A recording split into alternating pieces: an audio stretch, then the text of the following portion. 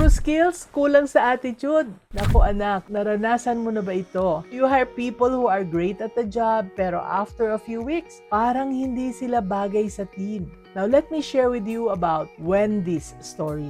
Nag-hire siya ng barista who made the perfect coffee, pero he was always cold to the customers. Next, she hired also a server who was fast, but always late for work. Yes, skills were there, pero hindi sila align sa kultura ng cafe nila. Because it was already affecting the operations of her business, Wendy learned the hard way na kailangan niya nang baguhin yung kanyang hiring process. And instead of asking only about technical skills, she started adding culture fit questions like, how do you handle an angry customer? What does teamwork mean to you? Sometimes, she even asked applicants to sit inside the cafe for 30 minutes just to observe their comfort with the vibe. At first, fewer people passed. Pero yung mga pumasa, mas swak sila sa kanilang cafe culture.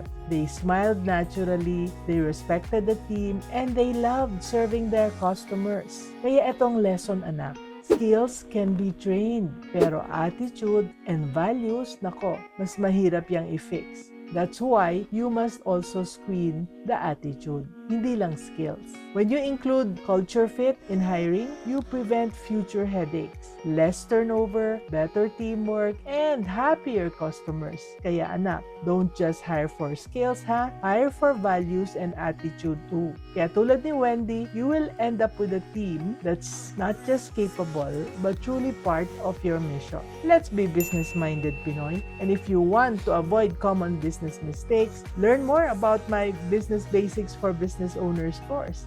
Check the link in the comment section.